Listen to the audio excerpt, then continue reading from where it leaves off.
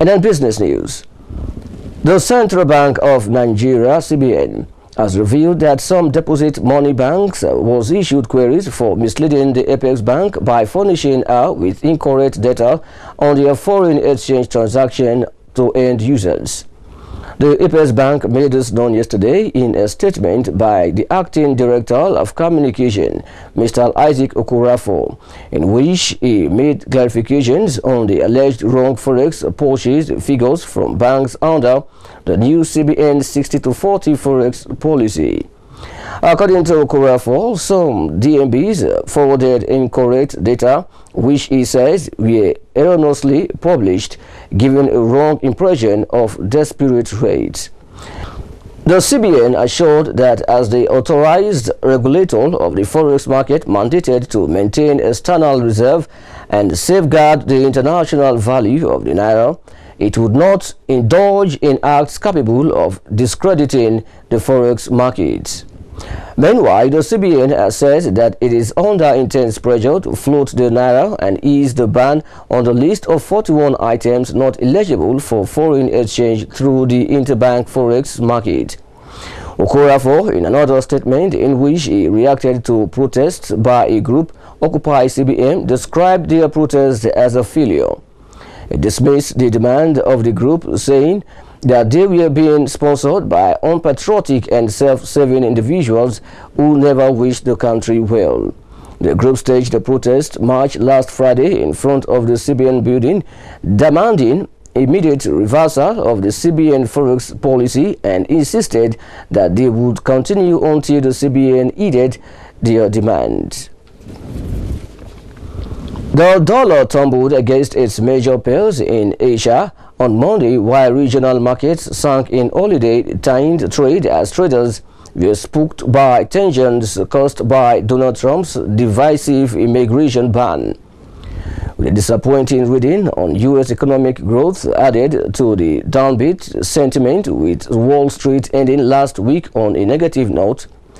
In early trade on Monday, the dollar fell to 114.56 yen from 115.06 yen, while the euro rose to $1.0726 from $1.0696, and the pound climbed to $1.2590 from $1.2549.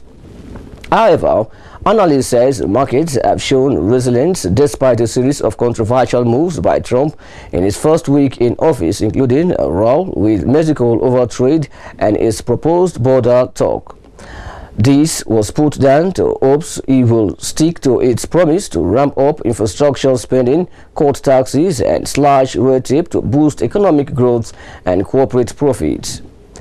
The Friday release of U.S. jobs data for January which comes a week after figures showing U.S. growth reached a sluggish 1.9% in October to December, well below the 3.5% in the third quarter and below expectations.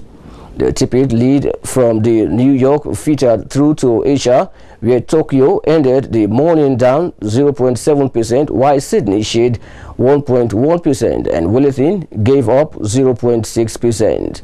Hong Kong, Shanghai, Seoul, Singapore, Kuala Lumpur, and Taipei were closed for the Lunar New Year holiday. Now, stories from other African countries. Kenya governor says they will employ doctors on a 3-year renewable contract as opposed to the current permanent work terms, to help them engage the doctors on a more sober manner as compared to now when they are permanently and under the national government.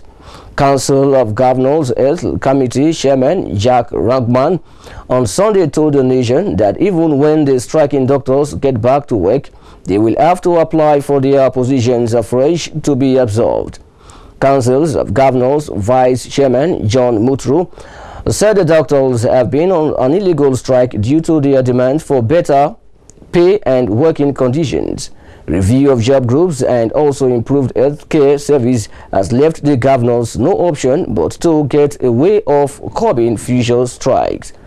Meanwhile, doctors have said they were willing to continue with talks this week to end the 57-day strike, but insists that this should only happen within the new conditions, that there should be mediators and the negotiations are conducted in public that they issued last week. The Kenya Medical Practitioners, Pharmacists and Dentists Union also says they will not engage in negotiations if Health Cabinet Secretary Cleopa Malu, who has led the discussions from the government side, is part of it. As the union looks forward to negotiations, Nairobi Governor Dr. Evans Kedirol has cited laxity from Parliament to end the doctor strike despite representing suffering Kenyans. He asked MPs to convene a special sitting to address the issue. Lecturers in Kenya have vowed to continue with their strike, ignoring an appeal by Education Cabinet Secretary Fred Matiangul to suspend it for dialogue. University's Academic Staff Union Secretary General Constantine Wasongal said in a circular to lecturers that the strike, which is in its second week, will continue until the 2013-2017 CBA is negotiated, signed and implemented. He directed that the strike be upscaled and intensified across universities and each chapter take charge of its campuses to ensure total paralysis of higher education system. On Thursday, Dr. Maitangils admitted that the process leading to the signing of the CBA has been slow and incomplete. In earlier talks last week, the lecturers who are demanding harmonization of their salaries and allowances rejected a counter offer of a 3% raise from the government. Zimbabwe government minister says on Sunday that the act of a xenophobic nation will be dealt with decisively amid fresh fears of attacks on foreigners. Deputy Home Affairs Minister Ben Digwe Mugwe said the Zimbabwean government had been assured that South Africa is on top of the situation in the wake of a call for an anti-foreigner protest next month from a group called Memberland Concerned Residents. Xenophobic attacks mainly in KwaZulu-Natal between March and May 2015 left seven foreigners dead and displaced around 5,000. There is a sizable number of Zimbabweans living in South Africa, both illegally and legally, though the exact figure is not known. But estimates of between 1 and 3 million Zimbabweans based across the Limpopo cannot be sustained. There are fears that Zimbabwe's latest economic crisis, which has seen the authorities regularly failing to pay civil servants on time, may lead to a surge in the number of locals heading south. We'll go on a short break. More news when we come back. Please stay with us.